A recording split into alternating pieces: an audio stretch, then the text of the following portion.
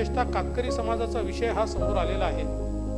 कारण जी काही वेठबिगारीमध्ये आपल्याला विविध लोक पाहायला मिळतात, त्यात विशेषतः कातकरी समाज हा मोठ्या प्रमाणात पाहायला मिळतो।